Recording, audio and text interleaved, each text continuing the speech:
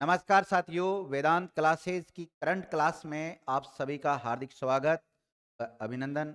साथियों, आज है 4 जनवरी और 4 जनवरी को लेकर जितने भी इम्पोर्टेंट फैक्ट बनते हैं उसके ऊपर चर्चा करेंगे। जो भी इम्पोर्टेंट एमसीक्यू है उसके ऊपर चर्चा है। और पहला आज का जो क्वेश्चन है, इस क्वेश्चन को देख लीजिए। अंतर्राष्ट्रीय मन कल्याण दिवस हर साल कब मनाया जाता है? पहला क्वेश्चन देखिएगा। हाल ही में यानी अंतर्राष्ट्रीय मन शरीर कल्याण दिवस कब मनाया जाता है? 4 विकल्प आपके सामने दिए हुए हैं। 1 जनवरी को, 2 जनवरी को, 3 जनवरी को या फिर 4 जनवरी को। बताइए इसको कब मनाया जाता है? तो इसका जो राइट आंसर जाएगा वो क्या चला जाएगा? 3 जनवरी को प्रतिवर्ष अंतर्राष्ट्रीय मन शरीर कल्याण दिवस मनाया जाता है। अब इस जो फैक्ट आया है, ये इसका डिस्क्रिप्शन देख लेते हैं थोड़ा। कि 3 जनवरी को दुनिया भर में अंतर्राष्ट्रीय मन शरीर कल्याण दिवस मनाया जाता है। इसके पीछे का विचार अनोखा है क्योंकि इसका उद्देश्य कल्याण विकसित करने के लिए नई रणनीतियों को शामिल करके अपनी शरीर और दिमाग से प्यार करने के लिए एक समग्र दृष्टिकोण को समर्थन करना होता है। ठीक है? अगला जो प्रश्न है सेकंड नंबर का आज का, कि हम 10 क्वेश्चन के ऊपर चर्चा करते हैं। अभी 10 क्वेश्चन के ऊपर चर्चा कर रहे हैं। आने वाले समय में और भी ज्यादा क्वेश्चन हम लेकर आएंगे और भी डिटेल से वीडियो लेकर आएंगे। अभी स्टार्टिंग है तो देखते हैं, फिर बाद में और क्या। हाल ही में थर्ड आई एशियाई फिल्म महोत्सव का 21वां संस्करण कहाँ आयोजित किया जाएगा? थर्ड आई एशियाई फिल्म महोत्सव 21वां संस्करण कहाँ पर आयोजित होगा? चेन्नई में, मुंबई में, नई दिल्ली में या इनमें से कोई नहीं? बताओ जल्दी से कमेंट करके इसके भी आंसर दीजिए। इसका राइट आंसर जाएगा मुंबई, महाराष्ट्र। क्या जाएगा? मुंबई, महाराष्ट्र इसका राइट आंसर। डिस्क्रिप्शन देखते हैं इसका। डिस्क्रिप्शन में क्या लिखा हुआ है कि हाल ही में थर्ड आई एशियन फिल्म फेस्टिवल का 21वां संस्करण 10 से लेकर 16 जनवरी 2025 तक मुंबई और रेस्तरा में आयोजित किया जाएगा। इसमें 61 फिल्में अंधेरी, साइन और स्टोन्स की मूवी मैक्स सुपरस्टार में दिखाई देगी। इस तरह ईरान की 7 फिल्में भी इसमें दिखाई जाएगी। जाना अगला देखते हैं नंबर का आज का क्वेश्चन। हाल ही में गुरु गोविंद सिंह साहिब के साहिबजादों के बलिदान और वीरता को किस राज्य के पाठ्यक्रम में शामिल किया गया? गुरु गोविंद सिंह के जो साहिबजादा थे उन्होंने वीरता प्रदर्शन किया था। उनका जो बलिदान है उसको अभी हाल ही में एक राज्य है उसका जो किताबें होंगी, पाठ्यक्रम है, पाठ्यक्रम में शामिल कर लिया है। उस स्टेट का नाम क्या है? एमपी है, महाराष्ट्र है, गुजरात है और राजस्थान है। बताओ कहां पर शामिल किया गया विद्यार्थियों? मध्य प्रदेश। चलो इसके बारे में डिस्क्रिप्शन देखते हैं। हाल ही में मध्य प्रदेश के मुख्यमंत्री जिनका नाम है मोहन यादव, तो मध्य प्रदेश के सीएम का नाम क्या है? मोहन यादव है, ध्यान रखना, बीजेपी के है। गुरु गोविंद सिंह के दोनों पुत्रों की वीरता और बलिदान को मध्य प्रदेश के स्कूली पाठ्यक्रम में शामिल करने का ऐलान किया है। मध्य प्रदेश का जो स्कूल है ना, उनके जो पाठ्यक्रम है, सिलेबस है, उसमें शामिल कर लिया गया है। उन्होंने कहा कि गुरु गोविंद सिंह के दोनों पुत्रों के बलिदान को हर पीढ़ी को के जीवन के विभिन्न पहलुओं के बारे में पता चल सके। विद्यार्थी जब इनकी वीरता, इनके बलिदान को पाठ्यक्रम में शामिल किया जाएगा तो वहाँ के जो बच्चे हैं पढ़ेंगे, समझेंगे कि भाई इन्होंने किस प्रकार से अपना बलिदान दिया था। अगला प्रश्न है कि हाल ही में इसे एमसीसी ने क्लब सदस्यता से सम्मानित करने का ऐलान किया है? रोहित शर्मा को, महेंद्र सिंह धोनी को, विराट कोहली को और सचिन तेंदुलकर को। तो अपना इसका जो राइट आंसर है वो क्या चला जाता है? सचिन तेंदुलकर।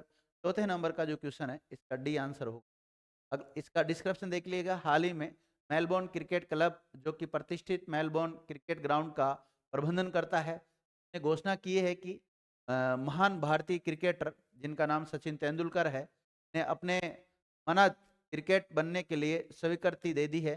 ये 24 साल की अनोखी अंतर्राष्ट्रीय क्रिकेट यात्रा और उनके योगदान की व्याख्या करता है।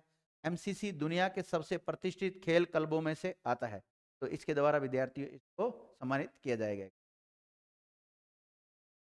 अगला प्रश्न है कि हाल ही में एनटीपीसी कहाँ हरित हाइड्रोजन अवसंरचना स्थापित करेगी? कहाँ पर इसके द्वारा किया जाएगा? उड़ीसा में, केरला में और तेलंगाना में या फिर इसका 4 विकल्प दे रखे हैं, आंसर दीजिए जल्दी से। पांचवे का राइट आंसर क्या होगा? पांचवे का राइट आंसर क्या होगा विद्यार्थियों? हाल ही में एनटीपीसी के द्वारा कहाँ पर? किसी का कमेंट आया क्या? नहीं विद्यार्थी का नहीं आया। देखिए इसका आंसर होगा उड़ीसा। क्या होगा? उड़ीसा होगा। इसका डिस्क्रिप्शन देख लेते हैं एक बार। हाल ही में सार्वजनिक क्षेत्र की जो बिजली कंपनी है जिसका नाम नेशनल थर्मल पावर कॉरपोरेशन है, एनटीपीसी, ने कहा कि ने उड़ीसा में हरित हाइड्रोजन बुनियादी ढांचा स्थापित करने के लिए क्रीडको और टीआरयूटी के साथ एक प्रारंभिक समझौते पर हस्ताक्षर किए हैं। एक बयान के अनुसार एनटीपीसी ने ओडिशा के सरकार के ऊर्जा उपक्रम और राजधानी क्षेत्र शहरी परिवहन राज्य सरकार की सार्वजनिक परिवहन एजेंसी क्रीडकों के साथ एक समझौता ज्ञापन पर भी हस्ताक्षर। अगला जो पर्सन है इसको देखते हैं। अगला प्रश्न है कि हाल ही में 38वें राष्ट्रीय खेलों की मशाल रैली कहां से शुरू हुई है?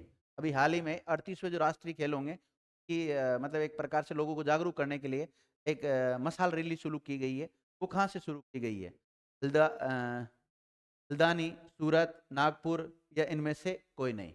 तो जो छठा नंबर का जो क्वेश्चन है इसका राइट आंसर चल जाएगा विद्यार्थियों, चला जाएगा। क्या चला जाएगा? सी चला जाएगा। सॉरी, सी नहीं जाएगा, ए जाएगा। हल्द्वानी, ए चल जाएगा। छठे का राइट आंसर क्या होगा? ए होगा। इसका डिस्क्रिप्शन देखिएगा। हाल ही में 38वें राष्ट्रीय खेलों की मशाल रैली हल्द्वानी से शुरू हुई है। ये मशाल उत्तराखंड के कोने कोने में घूमकर राष्ट्रीय खेलों के लिए जागरूकता फैलाएगी। जागरूकता फैलाना ही इस रैली का काम है। एक मशाल रैली है। में 35 दिनों तक चलने वाली ये रैली सभी 13 जिलों के 99 स्थानों को कवर करेगी। कितने दिनों तक चलेगी? 35 दिनों तक चलेगी। 27 जनवरी को देहरादून में मशाल यात्रा संपन्न होगी और उसके अगले दिन से राष्ट्रीय खेलों का विधिवत शुभारंभ हो जाएगा। तो 27 जनवरी को समाप्त होगी देहरादून में, उत्तराखंड की राजधानी है ना देहरादून, वहां पर, और इसको विधिवत रूप से शुभारंभ हो जाएगा राष्ट्रीय खेलों का। उसके अगला प्रश्न है कि हाल ही में इस देश ने मारबर्ग जो एक वायरस है के प्रकोप की समाप्ति की घोषणा कर दी है? तो विद्यार्थियों उसका नाम पेरू, सूडान या रवांडा या नेपाल? राइट आंसर क्या चला जाएगा इसका? रवांडा आंसर चल जाएगा। सातवें का राइट आंसर सी है विद्यार्थी। क्या है? सी है, रवांडा। ठीक है। अगला इसका डिस्क्रिप्शन देख लेते हैं एक बार।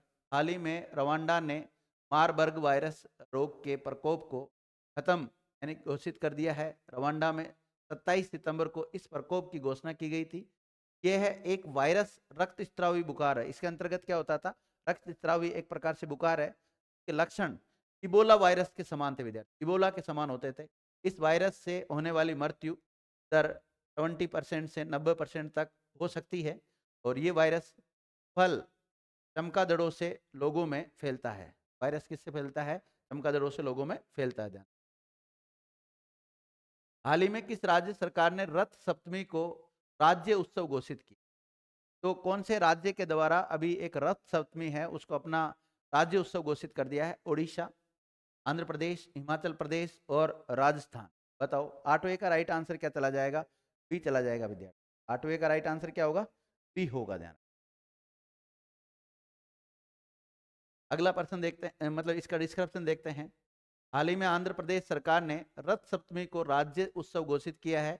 ये घोषणा धर्मसु आयुक्त के प्रस्ताव के बाद की गई है और इस प्रस्ताव में मंदिर की वार्षिक आय और आंध्र प्रदेश, उड़ीसा और तेलंगाना के भक्तों के बीच इसकी लोकप्रियता पर प्रकाश डाला गया है। रथ सप्तमी तेलुगु समुदाय का एक महत्वपूर्ण त्यौहार है। का तेलुगु समुदाय है उनका एक महत्वपूर्ण त्यौहार है, ध्यान रखना। रथ सप्तमी आपसे पूछा जाए रथ सप्तमी क्या है, तो एक प्रकार से त्यौहार ही है। और इसको अपना राज्य, इसने जो आंध्र प्रदेश है ने विद्यार्थियों इसको क्या घोषित कर दिया? रथ सप्तमी को राज्य स्तर का उत्सव घोषित कर दिया, राज्य उत्सव घोषित कर दिया। अगला प्रश्न है 90 नंबर का प्रश्न देखिएगा। 90 नंबर का प्रश्न, हाल ही में भारत और नेपाल के बीच सूर्य किरण अभ्यास का 18वां संस्करण कहाँ आयोजित हुआ? तो नेपाल और भारत के बीच में एक सूर्य किरण नामक एक्सरसाइज स्टार्ट हुई है। का 18वां संस्करण है वो कहाँ पर आयोजित हुआ? तो सलझंडी, जैसलमेर, विशाखापट्टनम या इनमें से कोई नहीं? तो ए राइट आंसर चला जाएगा विद्यार्थियों। इसका क्या हो जाएगा? ए राइट आंसर हो जाएगा। ए राइट आंसर। एक ए से तात्पर्य क्या है? सलझंडी के बारे में डिस्क्रिप्शन देख लेते हैं। भारतीय सेना की 334 कर्मियों वाली टुकड़ी बटालियन स्तरीय संयुक्त सैन्य अभ्यास सूर्य किरण के लिए 18वें संस्करण में भाग लेने के लिए नेपाल के लिए रवाना हो गई है। और मतलब नेपाल में आयोजित हो रहा है एक प्रकार। ये अभ्यास 31 दिसंबर 2024 से 13 जनवरी 2025 तक नेपाल के सलझंडी में आयोजित किया जा रहा है। तो सलझंडी कहाँ है? नेपाल में। थोड़ा सा पॉइंट ध्यान रखना। और कौन से नंबर का संस्करण है ये भी पूछ लेते हैं। 18वें नंबर का संस्करण है। ये एक वार्षिक प्रशिक्षण कार्यक्रम है, दोनों देशों में बारी बारी से आयोजित होता है। एक बार नेपाल आयोजित करवाता है, एक बार इसको भारत आयोजित करवाता है। बारी बारी से दोनों देश आयोजित करते हैं। अगला प्रश्न देखिएगा, हाल ही में NABL के अध्यक्ष किसको नियुक्त किया गया है? अशोक चंद्रा, अरविंदर साहनी या डॉक्टर संदीप शाह या इनमें से कोई नहीं। तो राइट आंसर क्या हो जाएगा इसका? सी हो जाएगा विद्यार्थी का। डिस्क्रिप्शन देख लीजिए, आज का अंतिम सवाल का डिस्क्रिप्शन है। हाल ही में राष्ट्रीय परीक्षण और प्रमाणन प्रयोगशालाओं के लिए राष्ट्रीय परीक्षण बोर्ड, जो कि गुणवत्ता परिषद भारत का एक घटक बोर्ड है, ने डॉक्टर संदीप शाह को अपना नया अध्यक्ष नियुक्त किया है। तो अध्यक्ष का नाम याद रखना, किसको नियुक्त किया गया है? संदीप शाह को नियुक्त। एक प्रतिष्ठित चिकित्सा पेशेवर डॉक्टर शाह के पास स्वास्थ्य देखभाल, इंटरनेट और डायग्नोस्टिक्स में 3 दशकों से अधिक का अनुभव है। तो ये जो हमारा डिस्क्रिप्शन, मतलब इससे रिलेटेड जो भी क्वेश्चन थे वो हमने डिस्कस कर लिए। और विद्यार्थियों, अगर हमने एक बैच भी लॉन्च कर रखा है सब इंस्पेक्टर का, अगर आप चाहे तो कर सकते हैं। वेदांत क्लासेस में संचालित है।